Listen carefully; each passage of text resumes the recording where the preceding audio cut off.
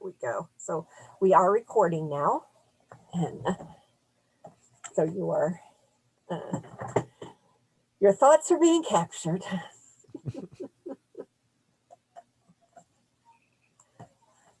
Well, I always hate to see week 7 come around because I'm aware of, I would have liked for us to talk about this. I'd have liked for us to talk about that. But um, uh, it's good that you have access and that you know where to get these skills. I have really been enjoying. First of all, I've been enjoying reading what you've been writing. You guys, this class, this cohort, has been one of the strongest in terms of clinical writing skills that I've seen for a while. You're thorough in what you write. You are concise in what you write. You validate. You back up what you write. And so I have just been very impressed with that. Also with how you're doing with the skills. You know, it we've had this discussion as a staff that we have those rubrics that the top score is exceeds expectations, when actually what we look for in this section in this class is, are you meeting expectations? For me, and well, for the other people who teach this course, that's the benchmark. Not are you doing some super fabulous job, but are you getting it? Are you able to use, when you sit down with a client, are you able to utilize these skills? Is it obvious that you know what you may not hit the mark every time, but is it obvious that you know what you're doing? And and above all, looking for that attach, or for that attuning. That are you able to make the client, or create a safe space for the client and engage with the client? And I have to say, again, y'all have been doing really well with that. I've been grading your. Hey, we're getting a pretty good group here tonight. I've been grading your videos from week before last, the ones where you had to incorporate so many skills.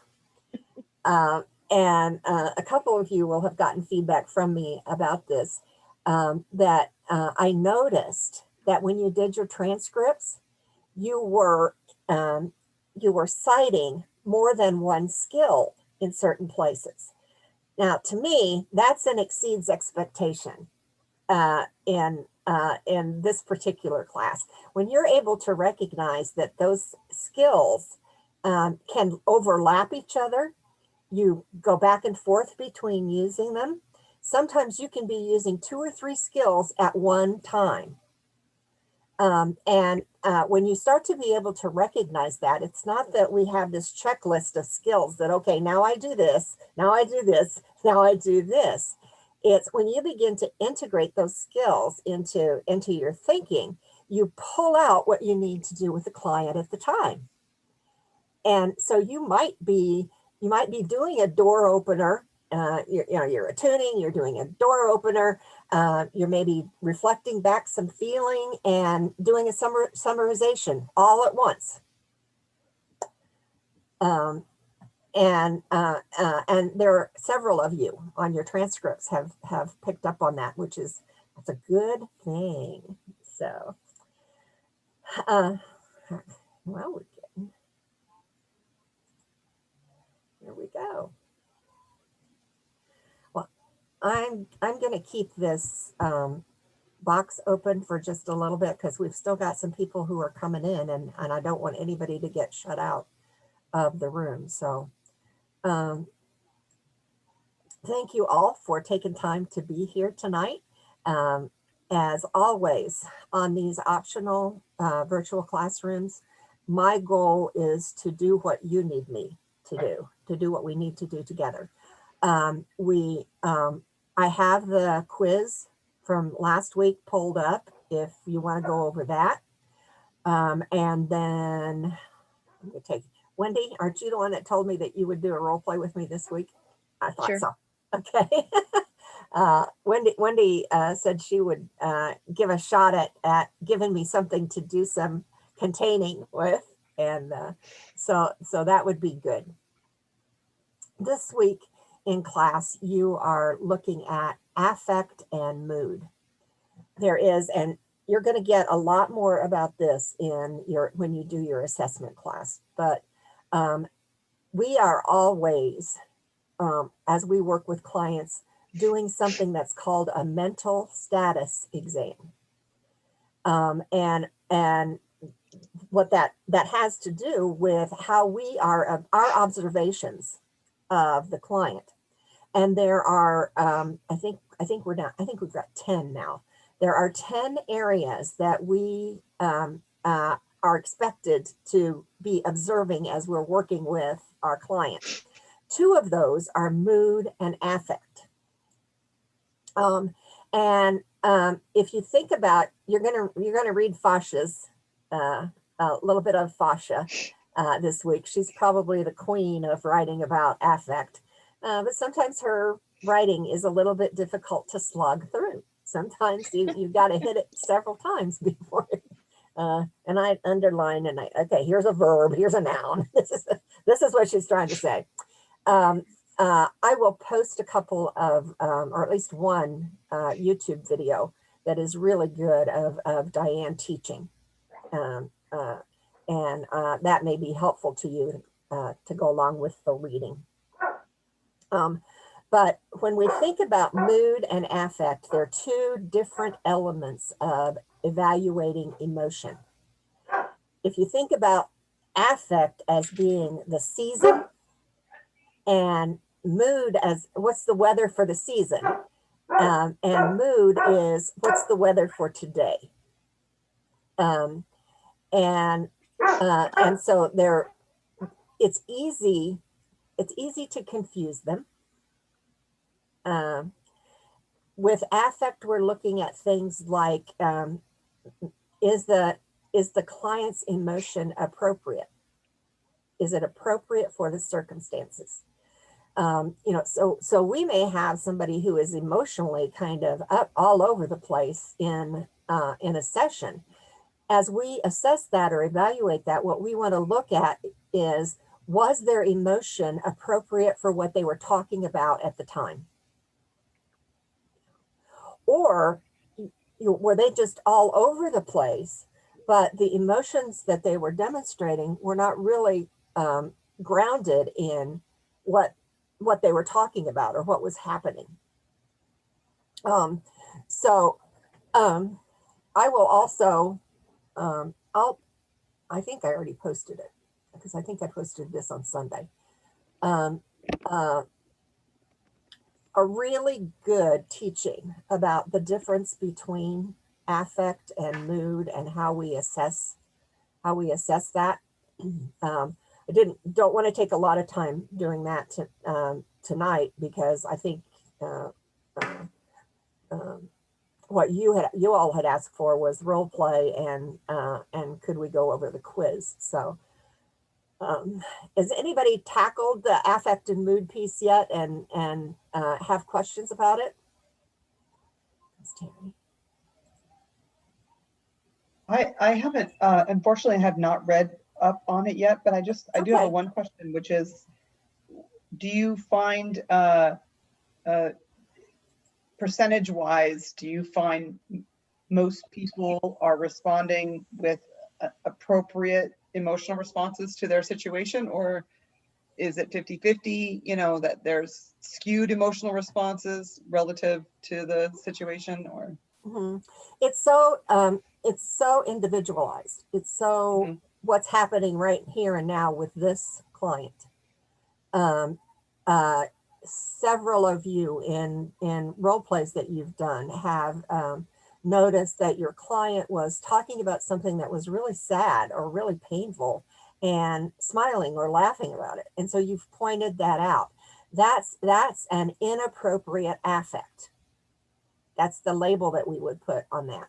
It's incongruent with the emotion is incongruent with what's being conveyed. Um, but but that's part of the of attuning to your client, because what for one client, and there's sidetrack again, Mary. There's cultural implication for this as well, um, because one person might be talking about a death in the family and tearful and um, uh, sad and expressing, uh, I miss the person, I wish I could talk to them again, those kinds of things.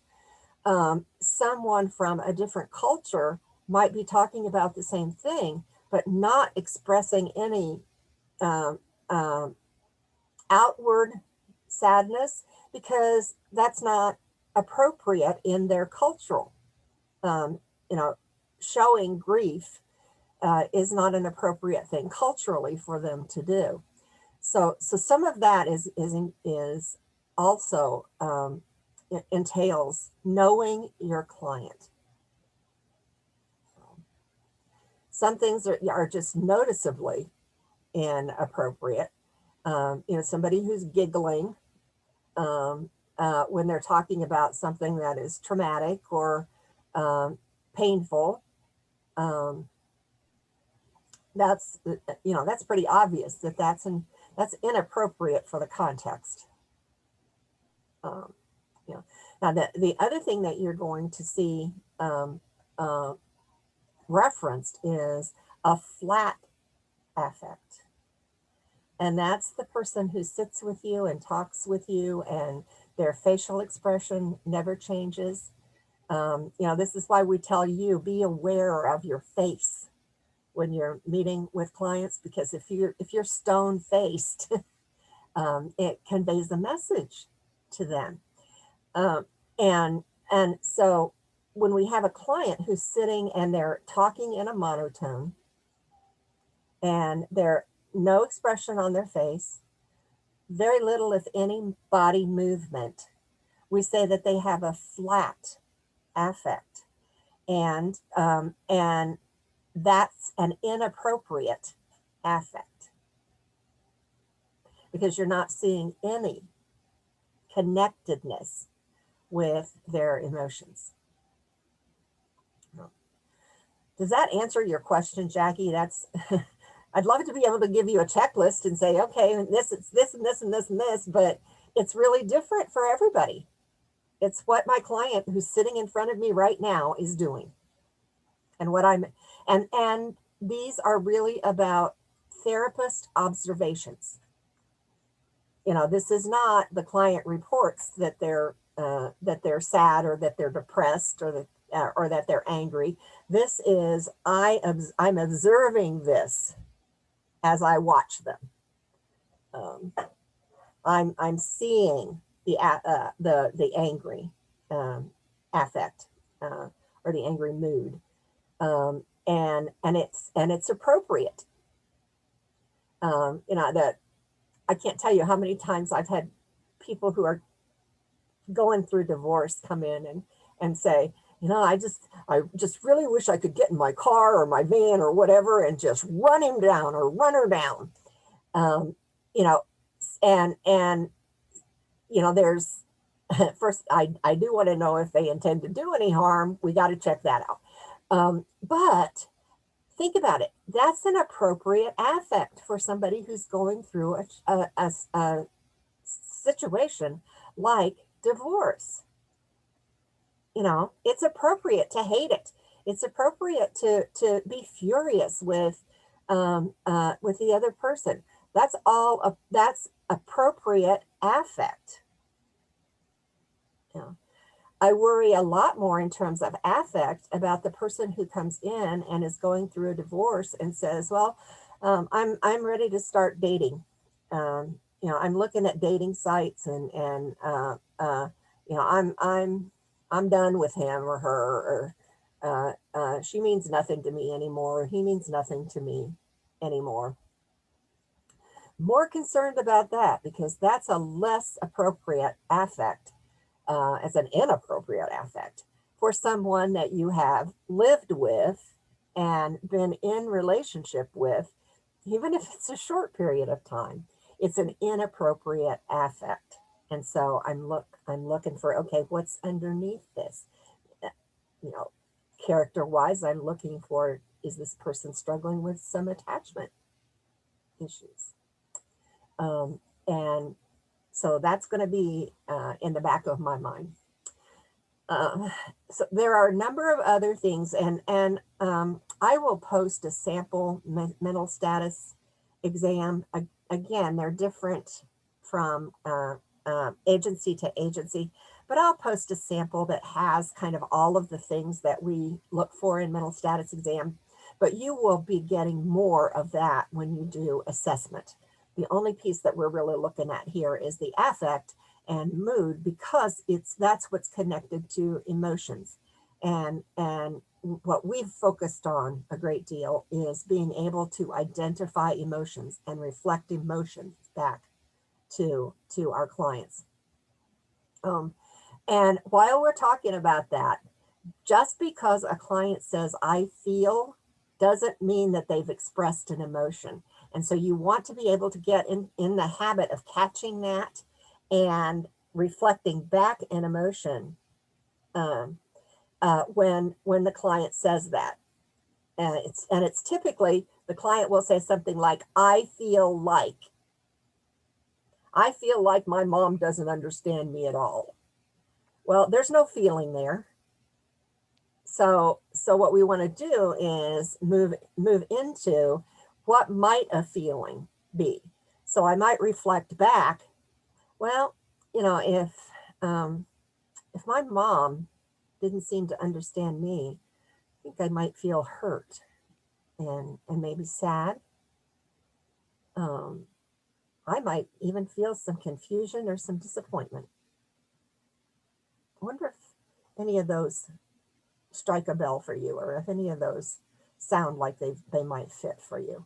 And so you give back feeling words when they are talking about feeling in terms of content. Does that make sense?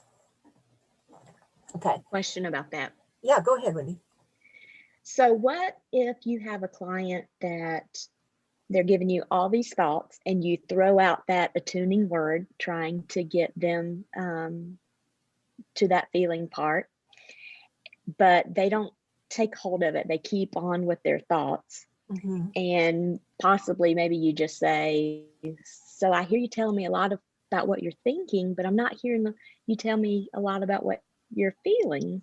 Mm-hmm. And and I've brought up maybe that maybe you're feeling some anger or hurt, whatever it is, and but I'm not really hearing a response. But then they immediately still go into their thoughts, and they're still, what are you doing there? Mm-hmm. Well, for one thing, you've created the space. You've Mm-hmm. you've confronted. You've identified the discrepancy. So you've brought that into the room. Now, with somebody who has really guarded emotions, you may have to do that time after time after time after time. You may have to keep coming back to, I hear your thoughts. I hear what you're thinking about this. I'm wondering if we can kind of look at what you're feeling about this. Sometimes it's helpful to, this is a place where it's helpful to ask them to, I wonder if you could just stop a minute and tell me what you're feeling in your body right now. As you're sitting on the chair there, what are you feeling in your body? And some people will really struggle with that. They because they have no connection with body, they have no connection with emotion. And when that happens, there's a fairly good chance that they also don't have a good connection with their thought patterns. Mm. It's become a script that they say, that they repeat over and over again. And so we keep we keep going back into that, I hear you saying this. On the other hand, I'm wondering if there might be this or this or this emotion there. And for some people, you have to do that for a long time before they're able to go into the presence of their emotions, because sometimes they've never had the opportunity to do that. Mhm. Nobody Have has you ever ever. found it? Go ahead. Have you ever found it helpful to have like a feeling chart, with the Oh words yeah, that and hand them and say, is there one emotion maybe that you could pick, or is there anything on here that yeah, you identify with? yeah. Just because some people don't know the words, they don't have the language. Yeah, I Um, keep a stack of those feeling chart things, those feeling wheel things, and all kinds of colored pencils and all of that kind of thing. And it's not unusual at all for me to lay a feeling chart out for a client and say, okay, as we're talking about this, I wonder if you could kind of look at this and see if any of these strike you, and just put a circle around them. And a lot of times um, uh, that's motivator enough for them to make that connection, at least with the words. Um, and then sometimes they'll ask questions about feelings on the chart, uh, or they'll tell you, I don't know what it feels like to be happy. Um, I don't know what it feels like to be angry. Um, and so again, you're helping to make those bridges. So if a client says, I don't know what it feels like to be angry, then that gives you the opportunity to reflect back. Well, do you remember when you were talking about such and such? If I were in that situation, that's a place where I would feel angry. So and that's all part of containment, because um, you're helping the client to be safe with their emotions, safe being in the presence of their emotions. Okay, great question. Other questions that you guys have? I think I can get rid of this right now.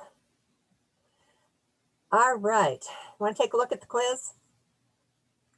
All right, let me pull up my screen share.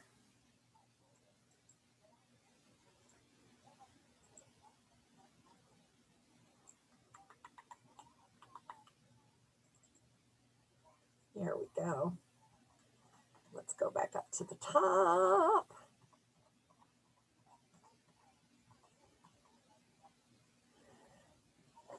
I know you guys had some questions about some of these.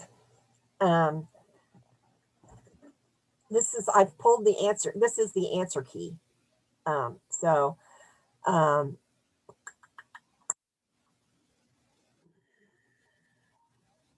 what would be most helpful for us to go through them one by one, or do you have specific ones that you'd like for us to take a look at and talk about why the responses on those are the way they are? On the version of the quiz I took, number 7 and 11 had typo errors. So I was wondering if that happened on other people's, or if that was just on the one I took, or if it was supposed to be there, wasn't a typo and it was done on purpose. I just had questions on those specifically. Okay. Anybody else find typo errors, or? Because everybody doesn't get the same version of the quiz. I don't know if it was a typographical error or not, but there was one question that had the same answer twice. Twice? Yeah, so that kind of threw me a little bit. Yeah. Yeah, that's what happened. Yeah. Question Yeah. 7? Yep. Yeah. Yeah, that was one that I marked. Neither B nor C was the correct answer, but it was one that I marked. Oh. as that there should have been another uh, uh, another stage in there. Um, while we're down there at number 7, um, did you recognize this as pre-contemplation? Yeah, I got that one right. Okay, and what makes it pre-contemplation? Well, in my opinion, if somebody's in denial, is pre-contemplation. Absolutely, yes, yeah, yeah. Only want help for their son, and unfortunately, there's a lot of times that you'll see that when people bring a child or an adolescent in, they want you to fix the child or the adolescent, and they don't want you addressing any of their behaviors. There can be a lot of defensiveness. So it's really important to try to build an alliance with parents.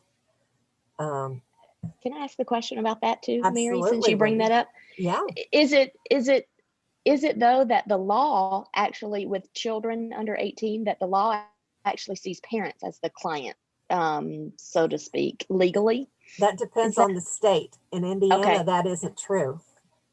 Okay. Uh, Okay. in Indiana, unless the child is disclosing threat to harm self or threat to harm someone else, we're not allowed to disclose information to the parents about what goes on in the counseling session. Now, the way we get around that is to bring parents in to the end of the session, and we would discuss with the child or the adolescent. Okay, what can we tell mom or dad about what we've done today? Because it's normal for parents to want that information. Yeah. As a matter of fact, here in Indiana, until recently, it was illegal if we had a child who was using drugs and or tested positive on a drug test. We were not allowed to give the parent that information. If they were sexually active, we were not allowed to give a parent that information. So, and that varies from state to state. Okay. So you want to know what the laws and the ethics are in your state. You know, so that's always an ethical struggle that we face as clients. We don't want to put the child or the adolescent in at any greater risk. And sometimes the people who are not the safe people for them are the parents. But that's really why I always tried, because I'm not doing child and adolescent right now, but I always tried to form an alliance with the parents so that I began to get a feel for what was going on with the parents and what the parent-child dynamic looked like. And I would tell parents, I'm going to see your child for 45 minutes or so. They're going to go home with you and they're going to be with you the rest of the time. So I want to help your child, but I also want to function as a coach for you to help you better interpret your child and figure out what would be most helpful in building the relationship between the two of you. Yeah. So because I know that my daughter, she had a situation, a friend in high school told her that he was thinking about suicide. So she had to tell the school counselor, but the school counselor had to call his parents. Well, the parents were the problem. Mhm. And a few years later, he did actually suicide. So I know it's heartbreaking. Yeah, those are So just heartbreaking things. she knows that she did the right She thing, but did the when she right found thing. out that they were calling his parents, that was really, really, really Mhm. hard. Yeah, So yeah. And so often that's why why kids won't disclose what a peer has said, is because they're more aware of the situation in the other kid's home, and they're afraid for them. mhm. They're afraid they're going to make things worse. Um, so again, hard risk. Your daughter did the right thing. but that's a hard thing to live with. All right. Let's just real quickly go down through these, and if you have questions about them, stop me. Number one was the couple who came in for relationship help, and one has an alcohol problem. Obviously the stage is pre-contemplation. Why do we say that this is pre-contemplation?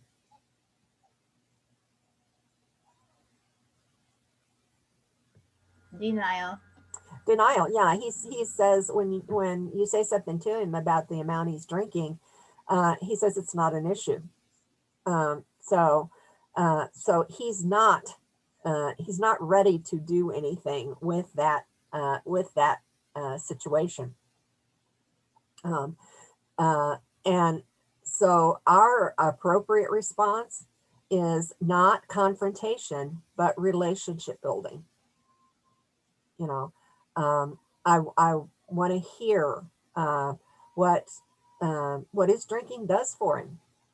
I want to listen to the dynamics between this couple and see, you know, is there any way that we can pull on some of his strengths and engage his strengths. Is there any level of mentalization on his part at all about how this might be impacting his wife or children if they have children? And so doing that, you know, tell me your story. Let me hear your story before I would jump into, you know, well, you know, we're not going to get very far if you don't do something about this drinking. I need a relationship there to have any voice with him. 16-year-old girl comes to school counselor, says she's thinking about running away to California with her boyfriend. Aware of possible legal consequences, but doesn't weigh those heavier than losing her boyfriend. So what we'd say, she's in the contemplation stage because she has talked to friends about leaving or staying, and she's aware of some of the consequences of choosing to leave. And so with this client, what's our best approach is going to be, let's look at the pros and cons here. And we're gonna put those down in black and white in paper in front of her so that it's not all up in her head. It's out here where she can do something with it. She can process it. She can do something with it.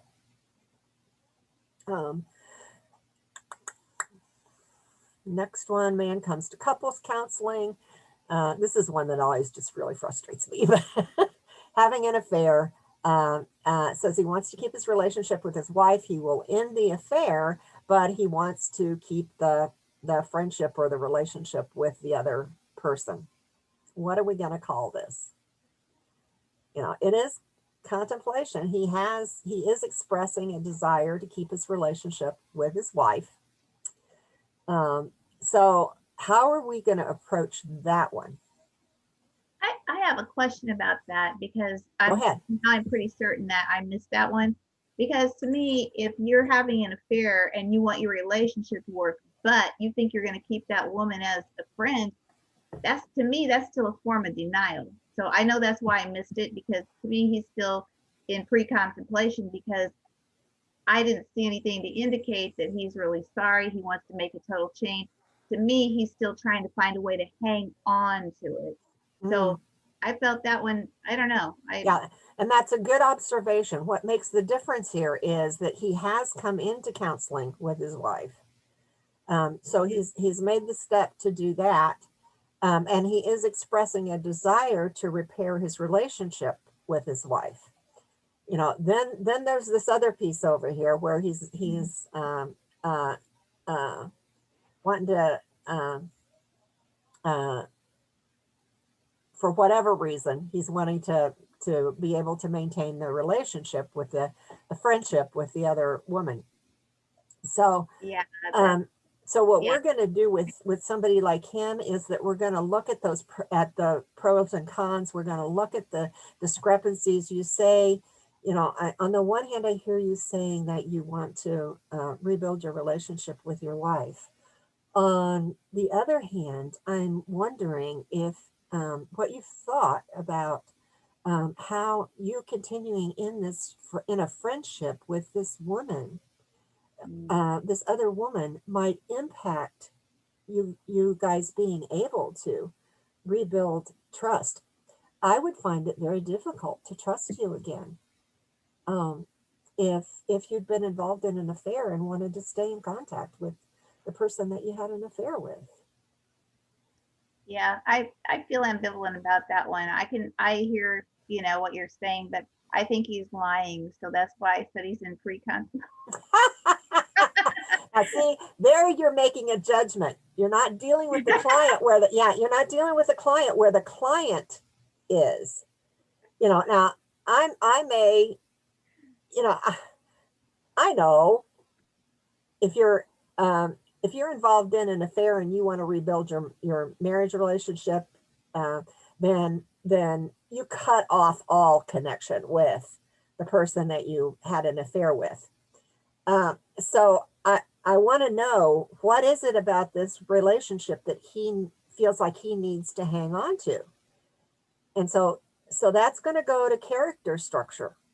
And yeah, Carolyn, you may know exactly that he's lying, but that's my judgment. That's not, or sometimes it's my discernment.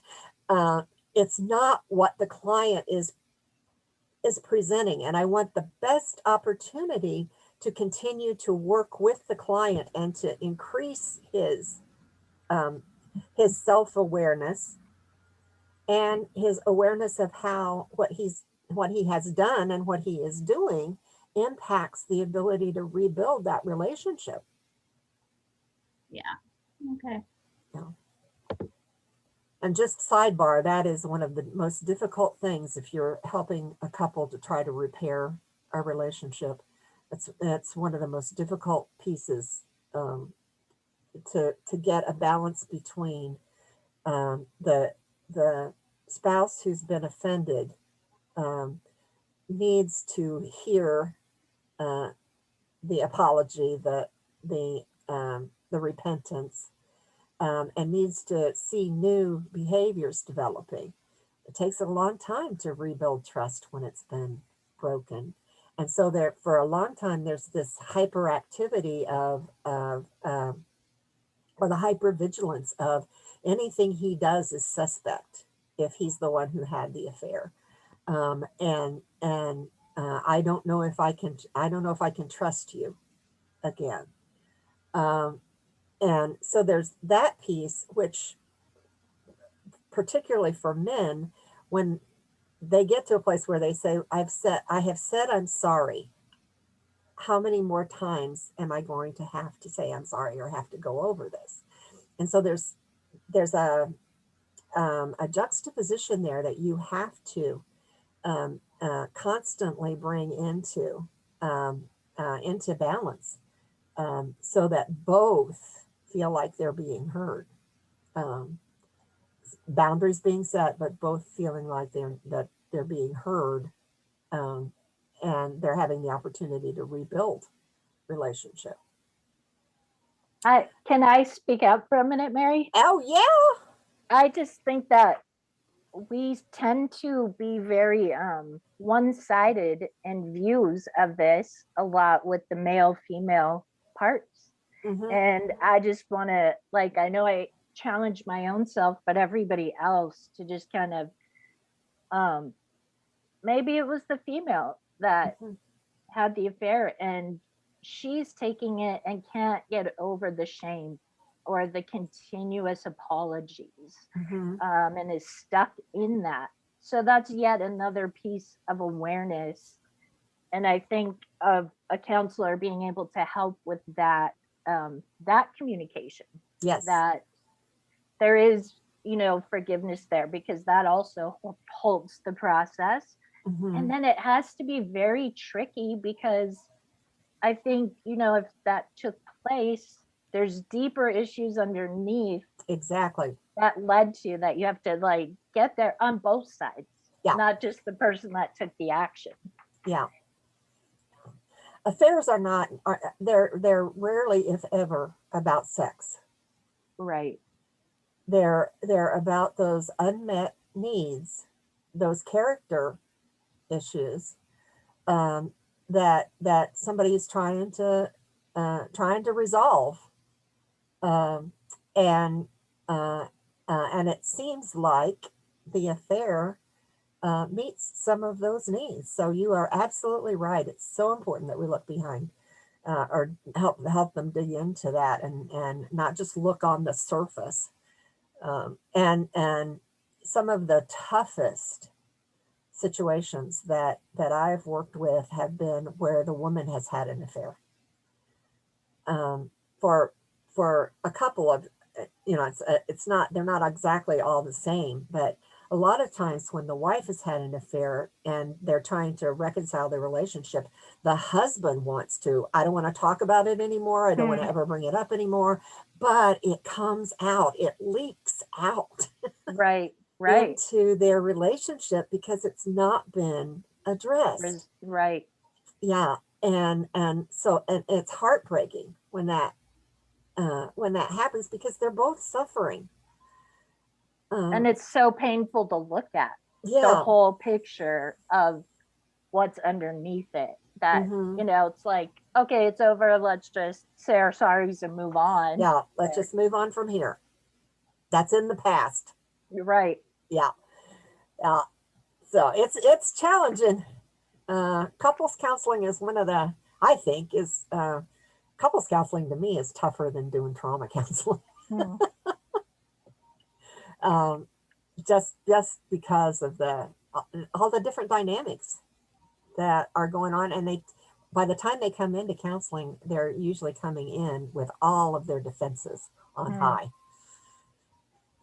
So, um, and you can not open your mouth, and one of them will say, "Well, you're siding with him, or you're siding with her." Yeah, that's tricky. Yeah, because they're bringing transference issues into the room as well. Hmm. So, okay, we got the parents that come. We talked about this one. Parents come into a school counselor and they just want the kid fixed. And so obviously in pre-contemplation, with them, we're going to go heavy on the attuning. We want each of them to feel like they've been heard. Um, and we want to try to create an alliance if we can. Um, it's helpful in situations like that to talk to parents about, what I know that you have dreams and hopes for your child. What are your dreams and your hopes for your child? Or another thing that we will usually try to do is, okay, um, Tuesday night was a horrible night. There was a big blow up. Everybody was screaming and yelling. So tell me about the rest of the week. What was Monday like? What was Wednesday like? And part of what we're trying to do there is bring that discrepancy into the room of no matter how conflictual you are with a child or in a relationship, it's typically not 24/7. You've at least said hello to each other at some point, or you've sat down and had a meal without throwing food at each other, or something has happened that isn't into the conflict. And so this is a part of the motivational interviewing is, and also ACT, is how do we get them identifying what happens when they're not in crisis? What is it like when they're not in crisis? Um,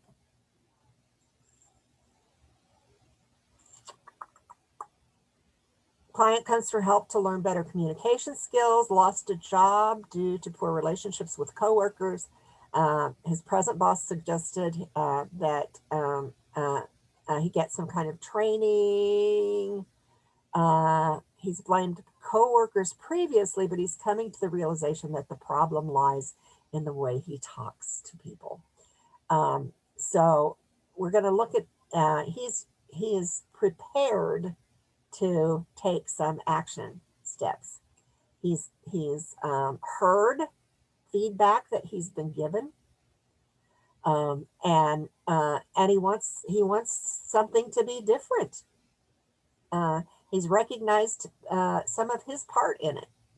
So with a guy like this, we're gonna work on some goal setting. So, So Mary, the action is actually once he's in therapy and like moving towards the moving goals, towards something, not yeah, getting once in therapy. right, once the Okay. coming to therapy, getting in therapy is the that's the preparation stage. Okay. Or it can be contemplation or preparation. That's why I said sometimes there's more than one stage here that you can look at. Okay. But the action is when, okay, we've talked about some things that would be helpful, and he's actually trying some of it. Got it. Okay. We're going to look at things like what does his support system look like? Who could he practice some of these new things with? And so we're going to get some goals, some small step goals, but we're also going to talk about, okay, what will your life look like when this is different? What will be happening differently in your relationships at work? How will they look different? What will you be doing that you're not doing now? What will other people be doing that they're not doing now?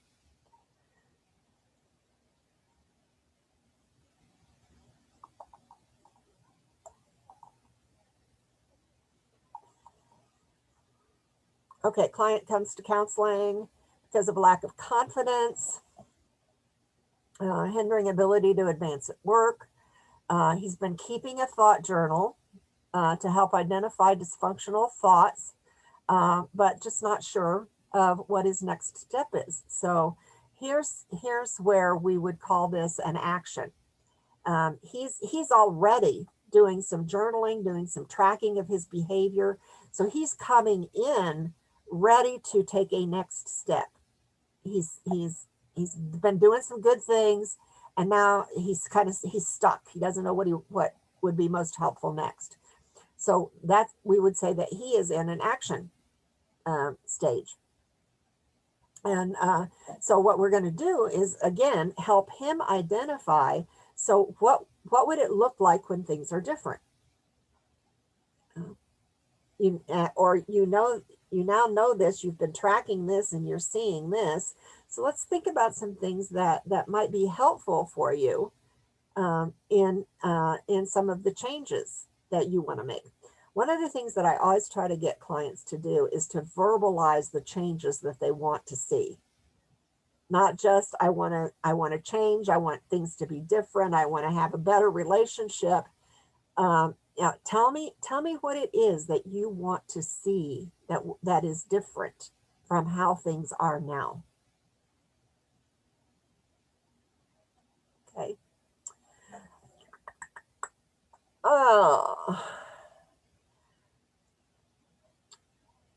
Client comes to therapy, graduating summa cum laude, paralyzed in finding a meaningful path forward. Got a couple of jobs after a year of working. After a year of working through deep-seated fear of failure and disapproval from her parents, she's kind of gotten control of her thought patterns and been accepted into a master's program. Depression has decreased. She's feeling hopeful about the future. She's seeing her counselor every other week.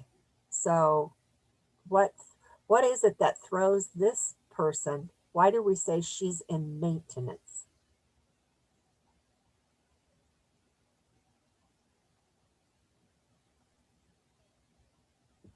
Because we see improvement the counselor doesn't need to see her as often probably as she was before. Mhm. Yeah. She's able to start functioning and moving forward on her own. On and a big part of that, Marissa, is on her own. That she's worked on gaining some insight, and she's been able to implement that insight into her life outside the counseling session. And so she doesn't need the processing as much anymore, because she's gained the skills in her toolbox and she's using them. She still has the contact with the counselor to because when people are in maintenance, it's easy for them to get off track. And so at least for a period of time, we keep people, or try to keep people engaged, so that we can have those periodic checkups and say, so how, this was going well. How's it going for you now? Is there anything that we need to talk about and maybe do some tweaking with? And so it's ours is a profession where we want to work ourselves out of a job.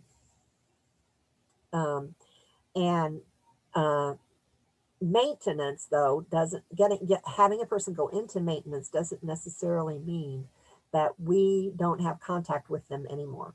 The other key factor, or the key piece of maintenance, is having a, whatever you want to call it, a relapse plan, or whatever. But having a plan for, okay, what do I do if I see that maybe for a week or so, I struggle with getting out and going to class or whatever.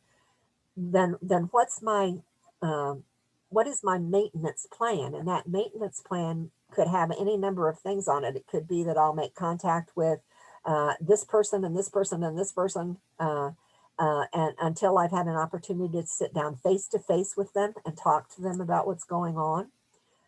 It could be I'll call my counselor and get a checkup appointment arranged, so that I can feel like I'm getting back on track.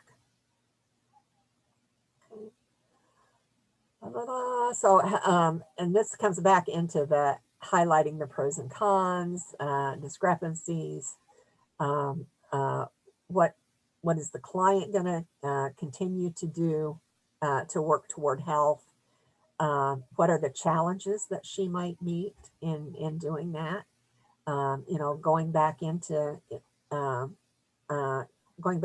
a master's program, even though she's managed the depression pretty well, there's going to be a considerable amount of stress there, and so it could very well be possible that could be something that would trigger a hiccup, and that it would be a good thing for her to talk through that with somebody. So we want to be sure we leave the door open for those kinds of things. Client revealed a long history of childhood abuse during intake. Has the desire Mary, to be. can I ask a quick question on the previous one? Why wouldn't that be? Why again? I'm sorry, I think I missed it, but why again would it not be that it would look at helping them develop healthy lifestyle and helping the client recognize relapse triggers if you're in maintenance? Isn't that? If you're in maintenance, aren't you? Why is it not E? Why is it A instead of E, I guess? That's a good question, because I would think E would be. Yeah, that's what I chose, but I got it wrong and I was confused because I had the same answer. Okay, this is what I'm guessing that they were thinking here is, sorry. Excuse me. If you look at the answer at the bottom, it says helping the client. Right. Yeah. Yeah, it looks like it should be E, but it's. But the key identified A as the. So here's what I think they're thinking there. And so this is one of the ones that I flagged and had questions about, is with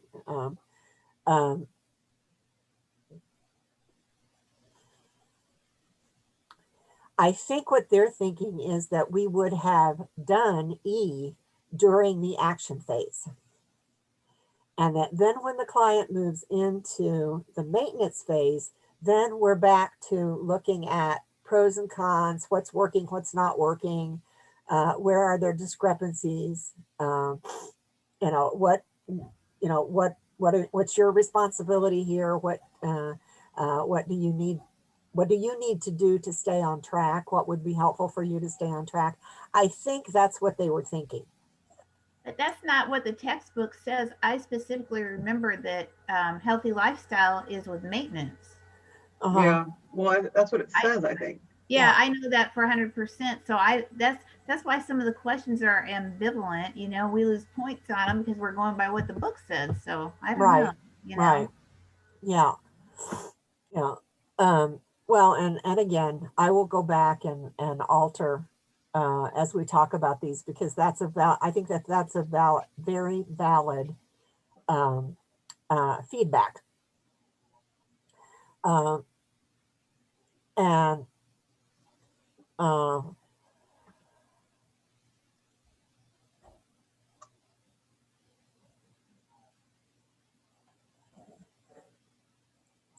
yeah, and on the other answer, pros and cons clearly go with the contemplation phase. So typically, I don't see how I don't get that, Mary. Yeah. Well, like I said, I can see how they would do that, how they would say that question, but I think based on the reading, I think you're right. I think E is, uh, I think E would be would be my preferred answer. But I see how they got how they got A. Although they identify E as the correct answer at the bottom. I mean, when they say correct response, they say correct response maintenance, helping the client develop a healthy lifestyle. So they actually identify E as the correct answer. Okay. They do, don't they? Huh.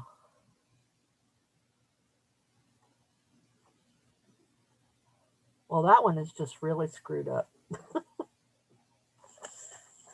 That one needs to totally be reworked.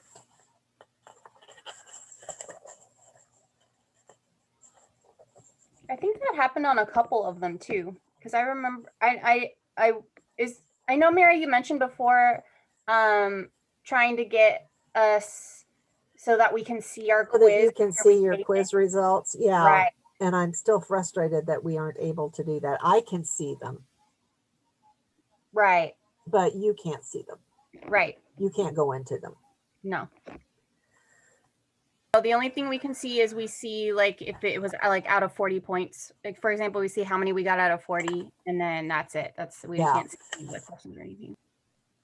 After I did mine, I could see the results, but I couldn't see why it was wrong.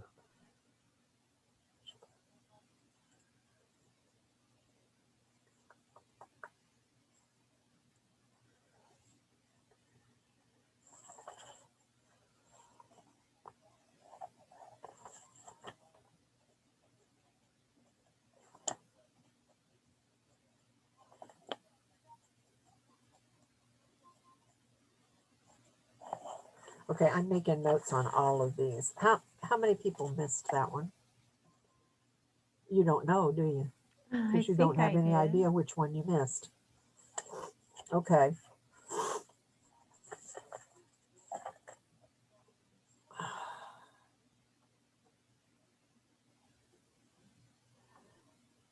I'm with Brent that I could see immediately, but I can't go back and see now. Okay. Huh. Well, this is the first time that we've done quizzes. And this is again trying to meet CACREP requirements, evaluation requirements. So I'm sorry that you guys have been guinea pigs for this, but it has to happen at some point. I will see that you are not penalized point-wise on this, okay? I'll go back and look at your points, and I'll see that you aren't penalized point-wise, because that's just totally unfair for things. These two quizzes came to us from the book distributor. And but I noticed even on the first one that there were discrepancies between the answers on the quiz that was posted and the answers in the book. Uh, so, so these are things that need to be cleaned up, and I think what's important is for us to be able to talk them through, and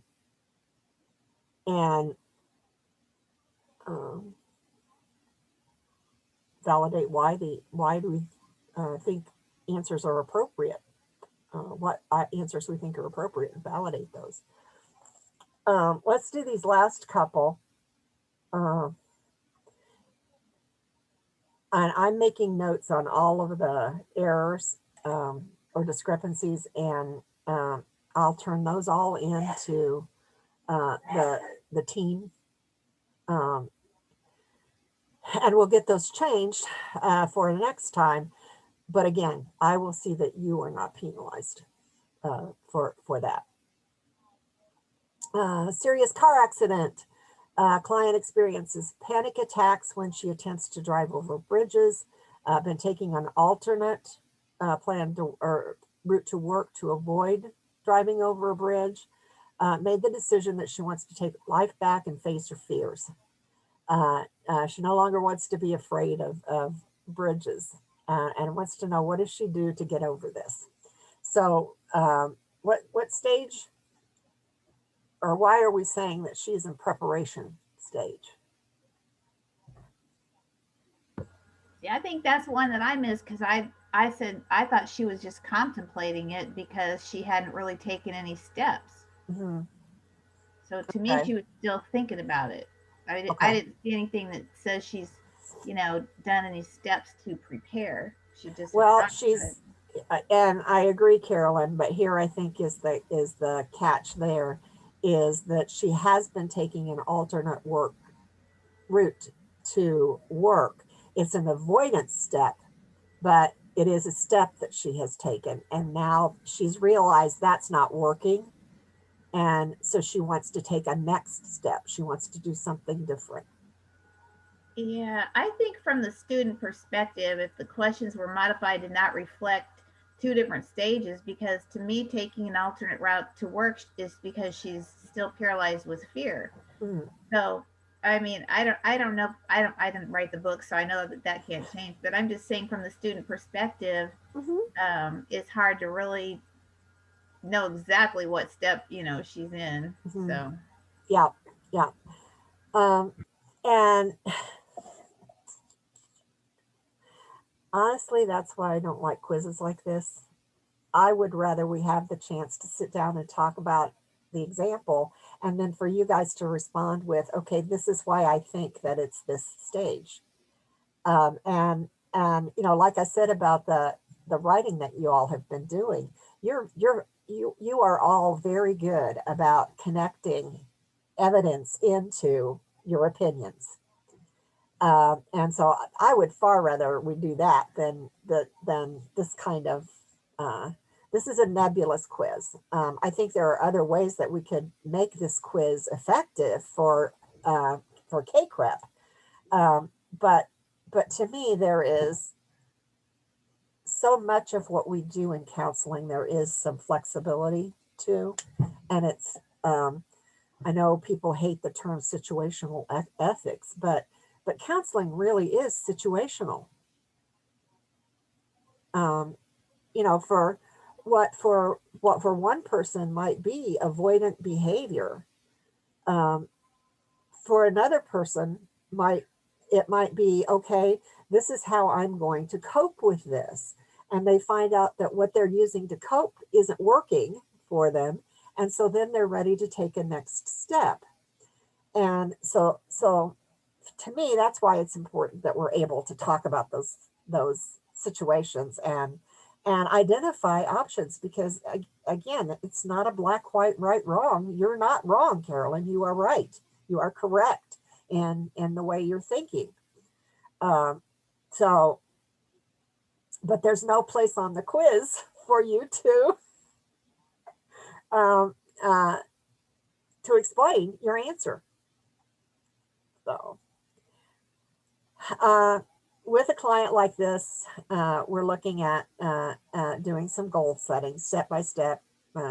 It's the same kind of thing we do with people who have anxiety or agoraphobia or any kinds of fears. We set a plan, a step by step plan. We start with the least threatening experience or opportunity or intervention, and then move up, move toward large interventions that are have a heavier threat. Okay. Clients come to counseling, unhappy with their relationship with her boyfriend, generally nice to her, but when he drinks, he becomes aggressive and mean, disappears for days at a time. She doesn't know where he goes. She doesn't like these realities. She's quick to point out that they enjoy a lot of recreational activities together. She is considering leaving him. She is in the contemplation stage. She's really wrestling with pros and cons, and so we want to help her continue to wrestle with those pros and cons and reach a decision that is based on her values and what she wants out of life. Our temptation might be to tell her ditch this guy. But she's getting something from this relationship, and that comes back to character structure again. This relationship is meeting some perceived needs inside of her. May not be meeting it in a healthy way, but it is meeting some perceived need inside of her. So before we ask her or suggest that she give that up or she lay that down, we want to help her identify some healthier options for herself. And we want that to be her decision. We want her to, if she's going to walk away, we want her to walk away because she's wrestled with it and recognized that this is the best thing for her.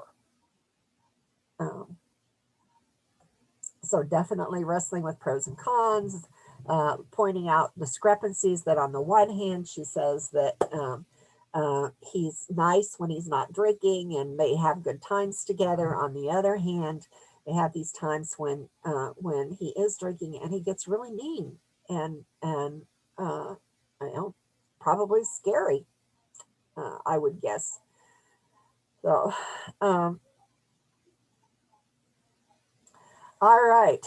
Any other questions on the quiz? I'm sorry, I spent longer on that than I really meant to. If you have other questions, please let me know, because I'm happy to respond or happy to meet with you and go over them. Let me get rid of that. There we go. Now we're back together again. I have just a little video that I would like to share with you tonight about containing emotion. It's one that was created for parents, but it's one of those resources that translates so well into what we are attempting to do with clients. It's about 12 minutes long. If you're okay with that, I'd like to show you that, and then Wendy, let's finish out the time with doing a role play. Okay. So let me come back in here. Share sound, video clip. Uh-oh.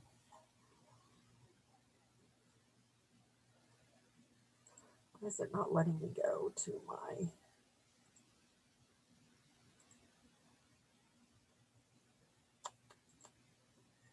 Now it should.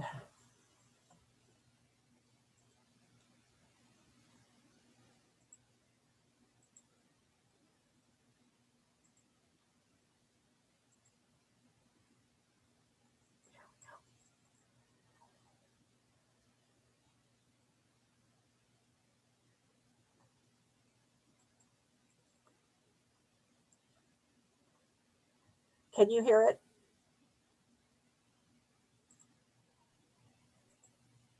I got to go back out again. I didn't click the right button.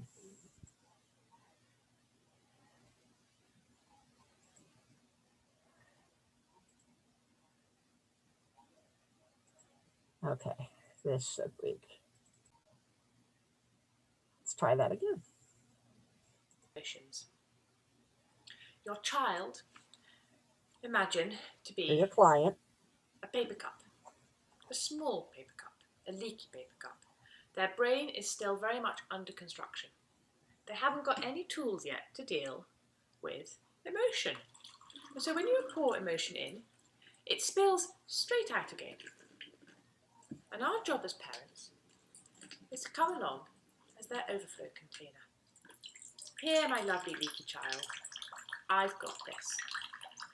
I'm here, I can contain this overflow, and we can process it together. I can show you how to experience this emotion without spilling it all over the place. I am your safe overflow container. I am containing for you. Now, what can happen is that we find that we're not very well with it. Or we might be pregnant. Like the water being pregnant. We've got 3 other children.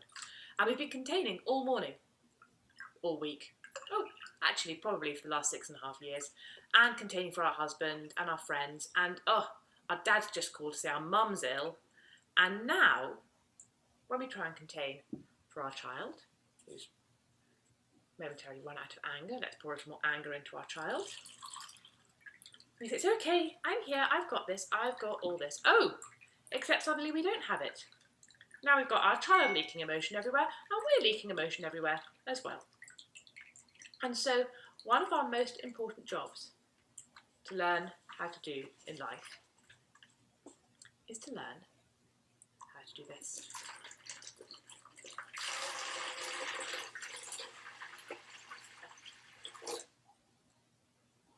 We need to learn how to empty that overflow container so it's got space in it.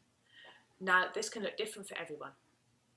For some people, it might be knitting, or running, or yoga, or meditation, or going to see a film, or eating chocolate on the sofa, or chatting to friends, or having date night with your husband, or playing a game of golf, or going on a spa day, or having a bubble bath with bubbles and champagne, or just reading a book, or standing outside in the rain on your own for 5 minutes and breathing.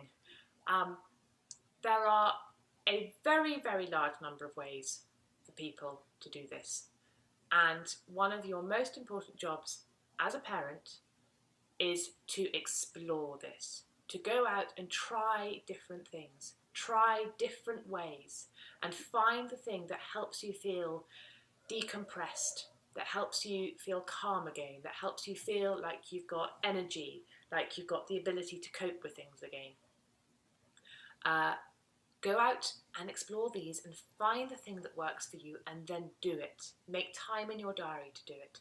Talk to your partner or whoever else might help you look after your children. Put dates in your diaries, both of you, where you have time to yourself to go and decompress. Book it in. Book in extra sessions when you've got a deadline coming up at work and you're going to be stressed. Notice your hormonal cycles and the weeks when you're going to struggle more and book more in then. Prioritise making space in your cup. Now, there are going to be times when it's not possible to get your cup empty. Really, when you're pregnant, you're at least there, and you're going to be there for a good 9 months. And there's not a lot you can do about it. And that makes this area here, keeping this space empty, even more important. And we can empty our cup, but we can also work on preventing it from filling up. And preventing it from filling up is all about our boundaries. It's all about learning when to say no. We can choose whether we have space in our cup to contain our child's emotion or whether we have space in our cup to bake 7 trays of flapjacks for the school summer fair, or say yes to working that extra shift at the weekend. There are a whole load of things that fill up the space in this cup that we have control over, that we have the ability to say no to. We can choose whether we might be the kind of parent who loves doing crafting material with our child, or whether the effort that we require ourselves to be able to do all this crafting stuff and make these elegant little things and these beautiful hand-painted thank you notes, it might become a choice between being able to do that or being able to contain emotions. Some days one might feel more important, some days another, but we all get to make that choice. We get to decide what we want to use that space in our cup for. And there's another thing that's really important to know. And this is you now. Each of us, as human beings, are going to have some of these in our cups. We're going to have holes. These are our wounds. These are our subconscious wounds. These are our triggers that our children are really good at hitting. And sometimes, no matter how much space we've had in our cup, and we've got all the space to fill it up, we're still going to be leaking emotions out of these wounds. And then, our job is to learn how to seal them up. And that generally requires some sort of therapy. But it's learning how to heal these subconscious wounds so that they aren't holes in our cup anymore. And we might find that we start off just by healing the one that's right at the bottom. And that makes a really big difference to how much space we've got. And then we notice the next one up here. And then we notice the next one up here. And gradually, we work on closing up those little holes and being better able to hold that emotion for ourselves and for our children.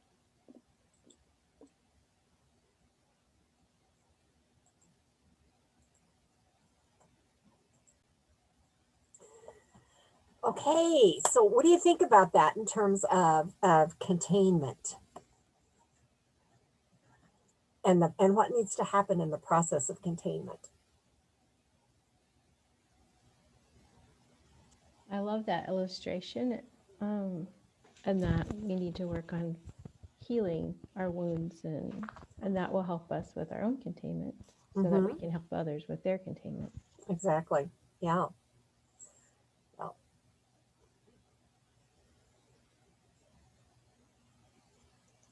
I like how she listed the various ways that one might, do self-care. Yeah. I thought that was a nice list, and just sort of a quick idea of the fact that it may look very different for you, and it may be something very small. It doesn't have to necessarily be something very large. Yeah. Yeah. And one of the reasons that I like that illustration is because of the connection that it makes between self-care and emotional containment. I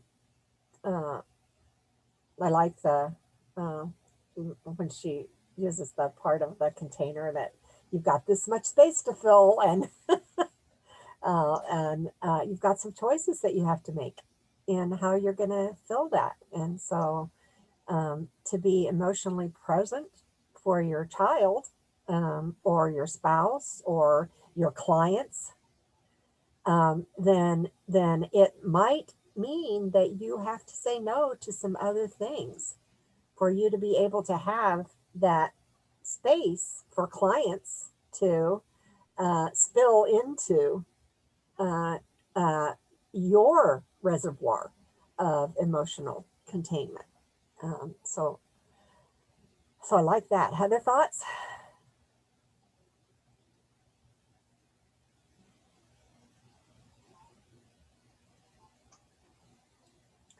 Okay, I will post that. You can't hear me? We couldn't hear Kimberly. Oh, okay, Kimberly. Now? There you are. Okay. Now we got you. I don't know why my headphones aren't working. I said I also like how she mentioned that you have to actually schedule it too. Yeah.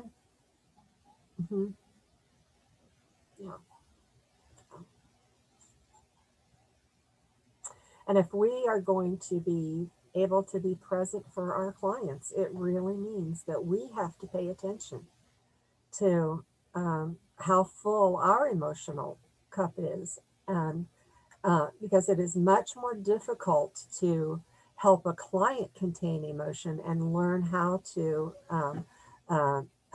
be present with their emotions and walk them through that process of moving toward emotional health, plugging up some of the holes in their cup. It's much more difficult for us to do that if our cup is already overflowing. Just so important for us to not give to the place where we have nothing left, or to give without refilling. And, you know, circling back on I love her visual and that idea of listing all of these different kinds of self-care. I've been talking lately I talked to my counselor about it and talking with some other people about reframing that idea that, you know, self-care has to be, well, a calendar event, right? Where you go out and you do something and it's X, but it can also be, if you decide that it can also be something like standing in the rain for 5 minutes. Because if you've decided that that's what you're doing to help yourself feel refreshed, then you've reframed what it means to refresh yourself. So like, yes, scheduling obviously very important, but for me, it was sort of an aha thing to have it reframed for me, that if I think of organizing my shelves in my closet as self-care because I like it and it makes me feel good, then that is self-care. That's self-care. Yeah. Yep. I like to think about working little mini vacations into my day. And so that might be taking time for a cup of tea in the afternoon in one of my china cups with my china teapot, or it might be taking a little bit of a walk particularly when the flowers are starting to come out and that kind of thing. It might just be getting outside for a little bit.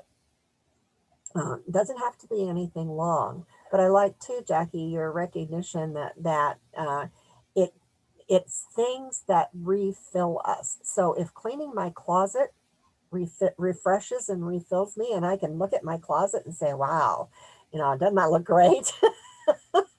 Then that is self-care. And getting ourselves in a mind frame where we're able to internalize that as self-care and that self-care doesn't have to be a big event. All right, other thoughts? I want to see how we're doing on time. It scares me. The time goes so fast. All right, Wendy, we got a little bit of time left here. Okay. You're willing to tackle this? Sure. All right. Sure.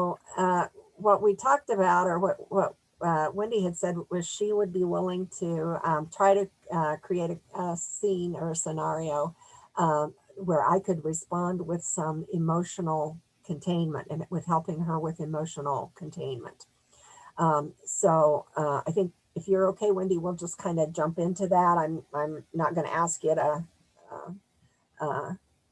preview me, but we're going to assume that we've built some relationship, and this is not our first session.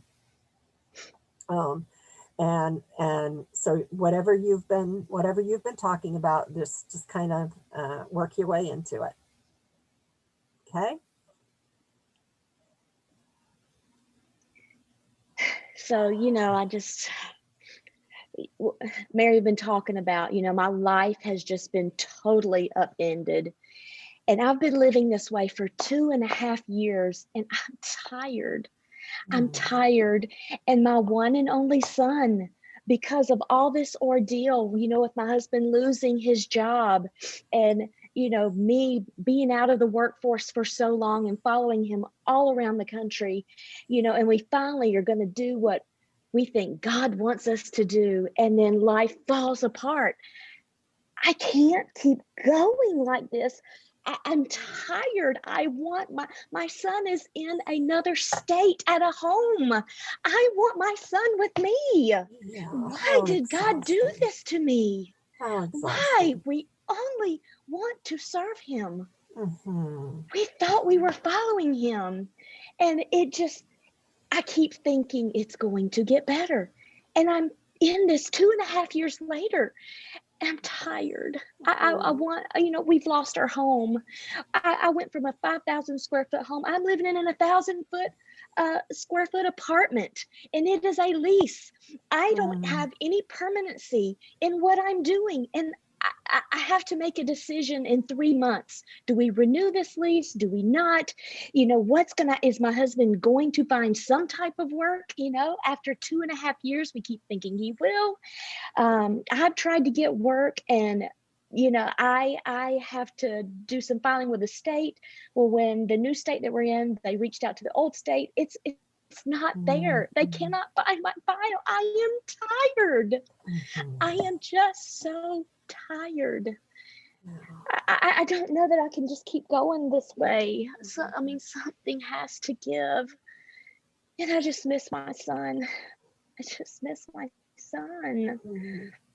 Yeah, well, Wendy, as you described that, it's tiring to hear how weary you must be.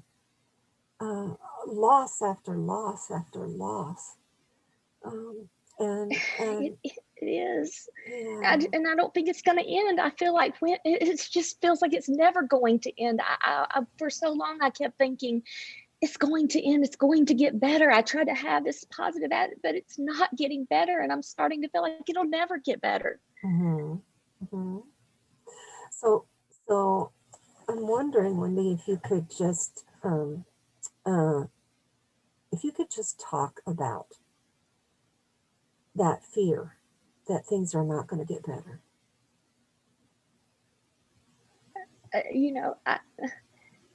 What if my son doesn't go through this program and things come out well?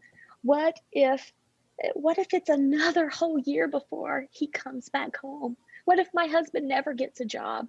What if I can't find a job because the state can't even find my record? I've never even heard about that happening. I haven't even heard of anyone losing their records with the state. And and as you're talking, Wendy, look at yourself. What is it feeling like in your body right now? I just feel very tense, and I think I feel so afraid that life is just crumbling underneath me, and that it's going to keep crumbling. And what do I have to grab onto? I don't even live near my family anymore. They're 16 hours away from me. I can't just go. I'm in a new state. We just keep moving. It's hard to develop friendships. So I don't really have any true good friends here. I have some, but they're all over the place. They're states away, and there's nobody close. And I just feel so alone. I feel alone. Yeah, there is a lot of loneliness there. You're missing your son. So many changes. So many transitions for you. It's kind of like the picture that I kind of have is if you're standing on a beach and waves start coming in, and the waves maybe get a little bit stronger, and after a while one of the waves gets strong enough that it kind of knocks you over, but you get back up, and then as you're getting back up, another wave comes in and knocks you over again. Yeah. But you struggle to get back up again. And as you're doing that, here comes yet another wave. And eventually enough of those waves hit one after the other that you kind of start to think, why would I try to stand up again? I'm just going to get knocked down. Yeah.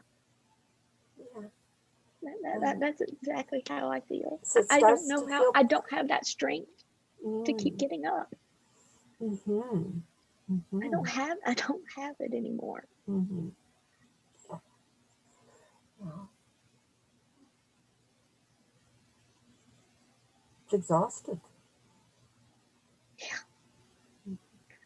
I Sometimes am. we talk about being tired beyond tired.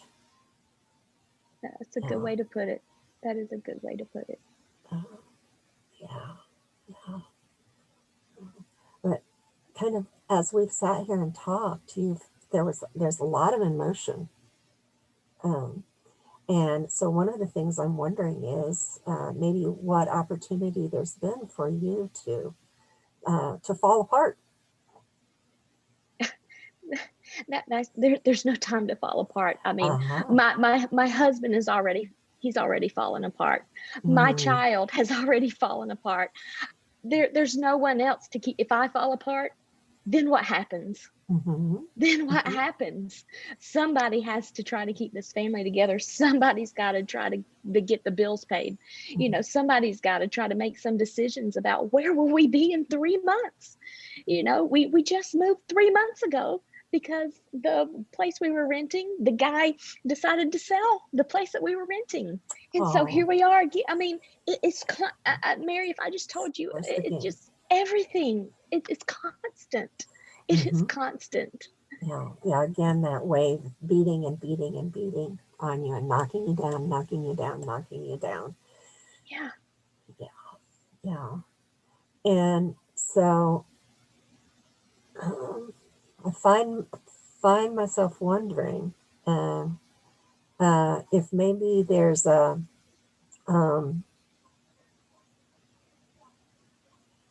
maybe there's an opportunity to plan to fall apart.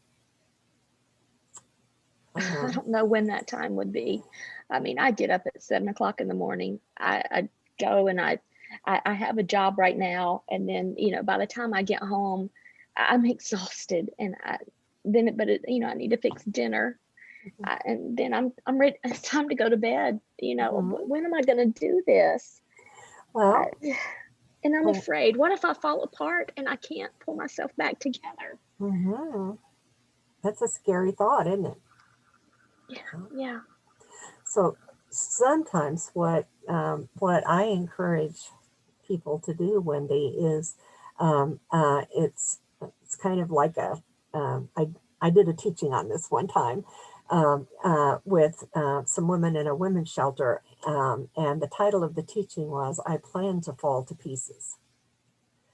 And so the idea is that when we are carrying loads like you are carrying, the weight just gets too heavy sometimes. You know, and on the one hand, I hear that you are doing all of these things to keep your family as much afloat as you can right now. On the other hand, you have all of these concerns about the future and about what's going to happen. And so the idea of the falling apart time is that maybe even just in our time here together, we take 10 or 15 minutes and we give you permission to just fall apart, to just lay the load down for a minute. What might that feel like for you? I don't know. I think it would probably feel really, it would just feel good to get rid of some of the weight that's on my shoulders. Yeah. And what if I said, you know what, Wendy, if you just want to cry for 10 or 15 minutes, I'll sit here with you. And you can just cry for a while, because sometimes we need a good cry. And we're so busy trying to take care of things that we don't give ourselves permission to have those tears. Or, you know, if you want to get mad and rant and rave, I'll sit with you. I think that's part of it too, is I am just so angry at these people that fired my husband based on things that were not true. And I am, because they don't even realize the impact that they have had. It is totally destroyed my What family. it's done to your family. Uh-huh. You know, they just think, to them, he's just another person. They'll just hire someone else. But Mhm. to me, it's food on the table. It's a place to live. A roof It's over your head. security. It's Right. having my son with me. Mhm. And these are Christian people. That is what I can't get past that. Mhm. You know, I think I've forgiven them. I really do. But then, you know, something happens in my life and I'm so angry all over again. And I think that just adds to the weight of the sadness that I feel. Mhm. Yeah, I would imagine that it does. It sounds like those wounds can get reopened.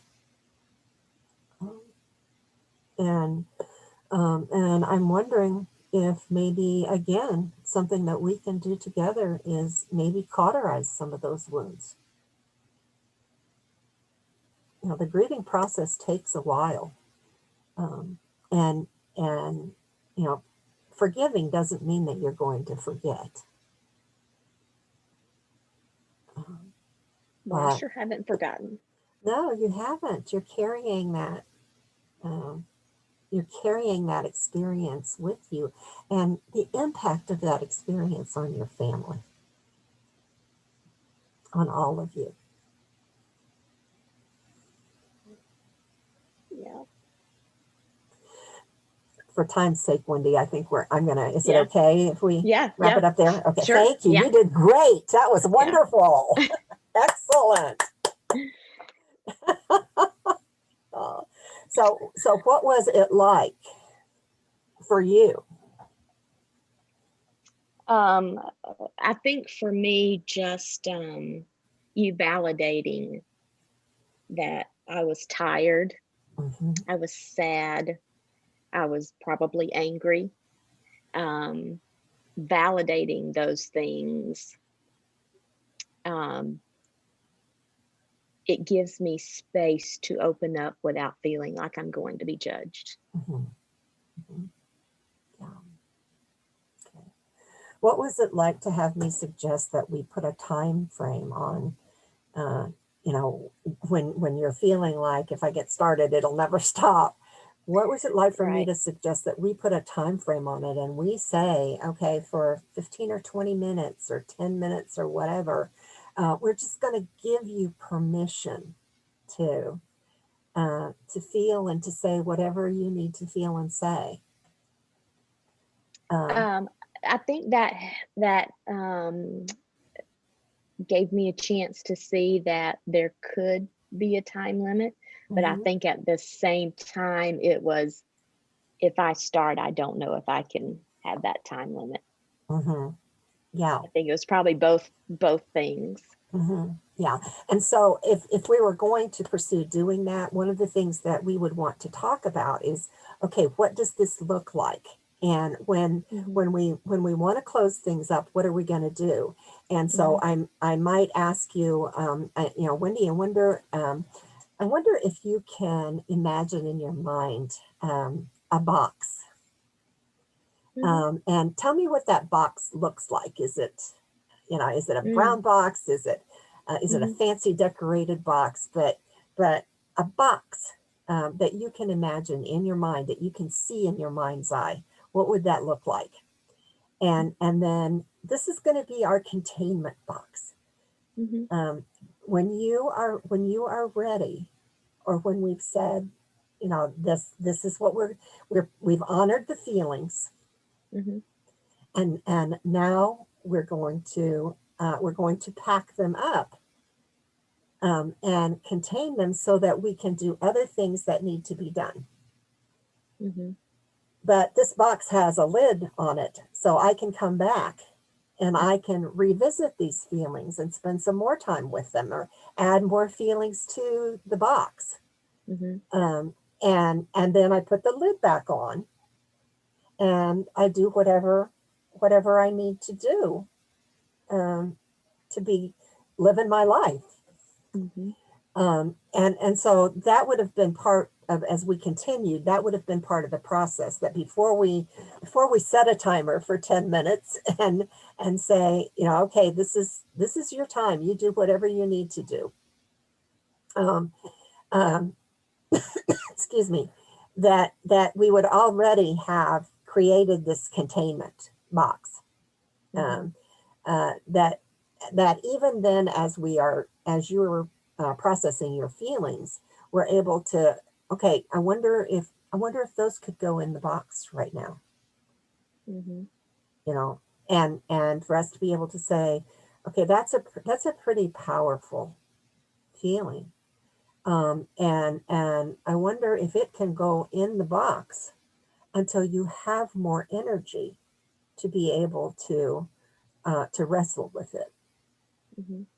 And what would you do if the client, so if you're talking about this maybe for the I first lost your time? sound. I can't hear you. Oh, I don't know. Can anybody else hear her? I can hear Wendy. You can And hear her? you. It's me. Oh, okay.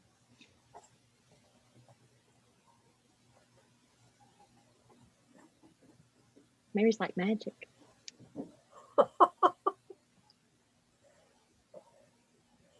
Kind of important for me to be able to hear you. There we go. Can you hear me now? Now Okay. it's back. It's back. So what would you do if you're talking about this for the first time, about the containment and all that, and the client comes back and says, well, how is that going to help me when none of my circumstances are going to be any different? How is that going to help?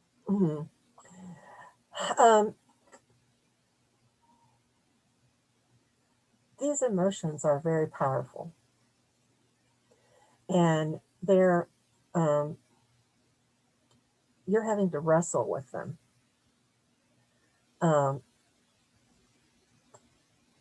And it's scary not knowing the outcome of things.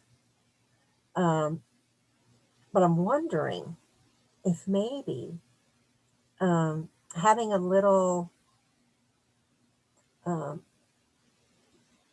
having the feeling that you were in charge of your emotions rather than them being in charge of you. I'm wondering if that would maybe be empowering and give you some hope. And you know, honestly, as you said that, as I'm thinking about that person, you know, that client, being that client, I immediately feel something lift to say, oh my goodness, maybe that is one thing I can be in control of when I am in control of nothing else. Yeah. So when you say that, I can immediately feel that. Yeah. Okay. Yeah, that's good. And that doesn't mean that other circumstances are going to change. It just means they're recognized. Okay, this I will even have clients draw a little circle on there on a piece of paper, and that's their control circle.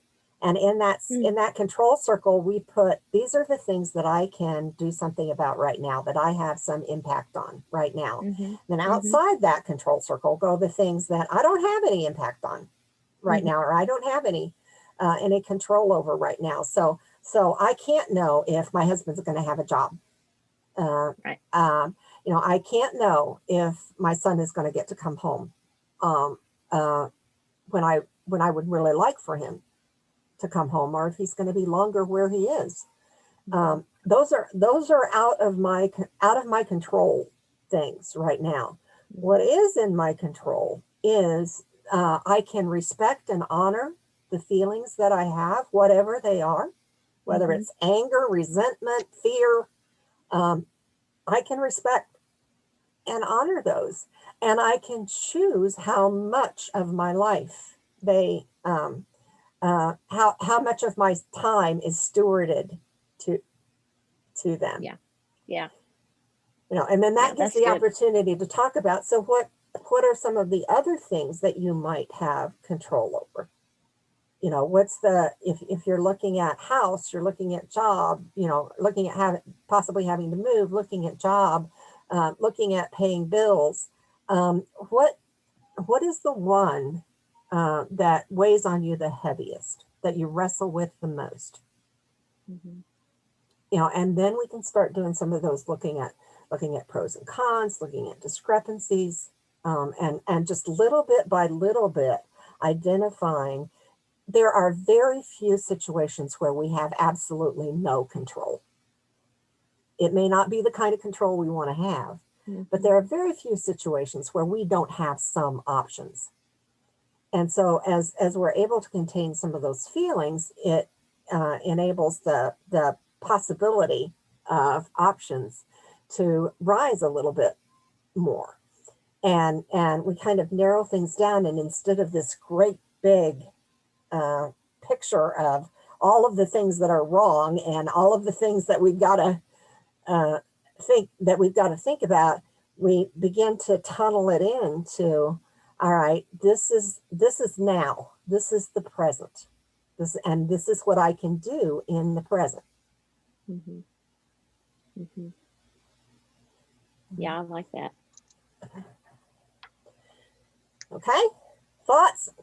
I know we need to wrap up, but thoughts, comments, questions?